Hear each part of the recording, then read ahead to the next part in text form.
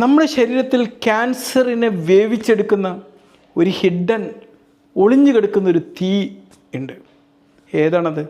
Inflammation, അല്ലെങ്കിൽ നമ്മുടെ ശരീരത്തിലെ നീർവീക്കമാണത്. നീർവീക്കം എന്ന് പറയുമ്പോൾ, അല്ലെങ്കിൽ ഇൻഫ്ലമേഷൻ എന്ന് പറയുമ്പോൾ നമ്മളെ മനസ്സിലേക്ക് ഓടിയെത്തുന്ന ഒരു കാര്യം എന്താ? നമ്മളുടെ ജോയിൻസൊക്കെ ഇങ്ങനെ നീർവീക്കം വന്ന് തടിക്കുക, അവിടെ നീർവീക്കം വരിക, അവിടെ നീർവീക്കം വരിക, ഒരുപാട് വേദനകൾ, കുറേ വീക്കുണ്ടാകുക എന്നൊക്കെ നമ്മൾ വിചാരിക്കുക. പക്ഷെ അത് മാത്രമല്ല, ഇത് ശക്തമായിട്ടുള്ളൊരു തീയാണ്. നമ്മുടെ ശരീരത്തിനുള്ളിൽ അകത്തളങ്ങളിൽ പോയിട്ട് ക്യാൻസറിനെ വളർത്തിയെടുക്കുന്നൊരു ഇന്ധനമാണിത്. നമ്മുടെ ശരീരത്തിൽ ഈ നീർവീക്കം ദീർഘകാല അടിസ്ഥാനത്തിൽ, അല്ലെങ്കിൽ ക്രോണിക്കായിട്ട് നിലനിൽക്കുമ്പം ഇത് നമ്മുടെ ഇമ്മ്യൂൺ സെൽസിനെ റിയാക്റ്റീവ് ഓക്സിജൻ കോമ്പൗണ്ട്സ് റിലീസ് ചെയ്യാൻ വേണ്ടി പ്രേരിപ്പിക്കും.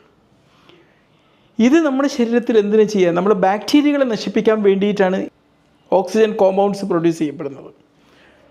പക്ഷേ ഇവക്കൊരു പ്രശ്നം എന്ന് കഴിഞ്ഞാൽ ഇത് നമ്മുടെ DNA ഡാമേജ് ചെയ്യും എന്നുള്ളതാണ്. ഈ DNA ഡാമേജ് ഉണ്ടാകുമ്പോൾ എന്താ പ്രശ്നം ഉണ്ടാകുക? നമ്മുടെ ജീനിൽ മ്യൂട്ടേഷൻ സംഭവിക്കും. നമ്മുടെ ജീനിൽ മ്യൂട്ടേഷൻ സംഭവിച്ചാൽ എന്തായിരിക്കും? നമ്മളെ കോശങ്ങളുടെ ഗ്രോത്തിനെ കൺട്രോൾ ചെയ്യുന്നത് ഇല്ലാതാവും.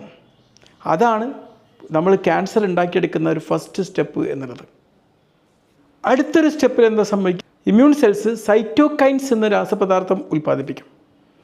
ഇത് എന്താകും? നമ്മളിപ്പോൾ കുളമായി കിടക്കുന്ന ടിഷ്യൂകളെ പുനർനിർമ്മിച്ച് അവിടേക്ക് പുതിയ രക്തക്കോയിലുകളൊക്കെ അങ്ങോട്ട് സപ്ലൈ ചെയ്യാൻ തോന്നും. എന്നിട്ട് ഈ ട്യൂമറിന്, ഈ ക്യാൻസറിന് വളരാൻ വേണ്ടിയിട്ടുള്ള ഓക്സിജനും ഭക്ഷ്യവസ്തുക്കളൊക്കെ അവിടെ എത്തിച്ചു കൊടുക്കും. എന്നിട്ട് നമ്മൾ ഈ ക്യാൻസറിനെ ഇതാണ് പ്രൊട്ടക്റ്റ് ചെയ്യുക. എന്തിന്? ഇപ്പം കണ്ടില്ലേ, ഗൾഫ് രാജ്യങ്ങളിലൊക്കെ അമേരിക്ക വന്നിട്ട് അവരുടെ ഒരു താവളം ഉണ്ടാക്കിയിട്ട് അവരെ പ്രൊട്ടക്റ്റ് ചെയ്യാന്ന് പറയില്ലേ, അതേപോലെ ഈ പ്രതിരോധ സംവിധാനം ഈ ക്യാൻസർ സെല്ലിനെ നശിപ്പിക്കുന്നതിന് തടയാൻ വേണ്ടിയിട്ടുള്ള പ്രൊട്ടക്ഷൻ കൂടിയും ഇവയാണ് കൊടുക്കുക. പിന്നെ ഈ ഇൻഫ്ലമേഷന് നമ്മളെ DNA മാത്രമല്ല, പിന്നീട് നമ്മുടെ ശരീരത്തിലെ നമ്മുടെ കോശങ്ങൾക്ക് മുകളിലൊക്കെ പ്രവർത്തിക്കുന്ന എപ്പിജനറ്റിക് മെമ്മറിയെയും ഇത് മാറ്റും എന്നുള്ളതാണ്. ഏത് ജീൻ പ്രവർത്തിക്കണം, ഏത് ജീൻ പ്രവർത്തിക്കരുത് എന്ന് തീരുമാനിക്കുന്ന സ്വിച്ചാണ് ഈ എപ്പിജനറ്റിക് എന്ന് പറഞ്ഞാൽ.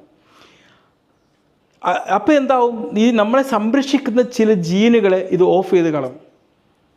അതാണ് ക്യാൻസർ പെട്ടെന്ന് വളരാനുള്ള പാത അവിടെ വെട്ടി തുറക്കപ്പെടുന്നത്. പെട്ടെന്ന് ഉണ്ടാകുന്ന ഒരു ഇൻഫ്ലമേഷൻ മോശമെന്ന് പറയില്ല. കാരണം ഈ ഇൻഫ്ലമേഷൻ ഉണ്ടായിക്കഴിഞ്ഞാൽ അത് നമ്മളെ ഒരുപാട് ആക്ഷൻസ് എടുത്ത് നമ്മളെ ബാക്ടീരിയകളൊക്കെ തുരത്താനും മറ്റ് തല അസുഖങ്ങളെയൊക്കെ കുറക്കാൻ വേണ്ടി സഹായിക്കും. പക്ഷെ ഇത് ദീർഘകാല അടിസ്ഥാനത്തിൽ നിന്ന് കഴിഞ്ഞാൽ ഇതുപോലുള്ള പ്രശ്നങ്ങളുണ്ടാവും. ഇതൊരു നിശബ്ദ തീയായി ശരീരത്തെ കത്തി ആളുന്ന ക്യാൻസറായിട്ട് ഇത് പരിവർത്തനം ചെയ്യും. അതുകൊണ്ട് തന്നെ നമ്മുടെ ശരീരത്തിൽ നീർവീക്കം വരുന്നത് തടയാൻ പറ്റുന്ന ഭക്ഷണങ്ങളും വ്യായാമങ്ങളും ശരിയായ ഉറക്കവും മാനസികാരോഗ്യവും നിലനിർത്താൻ നമുക്ക് സാധ്യമാവണം. ഏറ്റവും പീസ്ഫുൾ ആയിട്ടുള്ളൊരു സ്റ്റേറ്റിലൊക്കെ ജീവിച്ച് അങ്ങനെ പോകേണ്ട ആ സാഹചര്യം ഒക്കെ നമ്മൾ ഉണ്ടാക്കിയെടുക്കണം.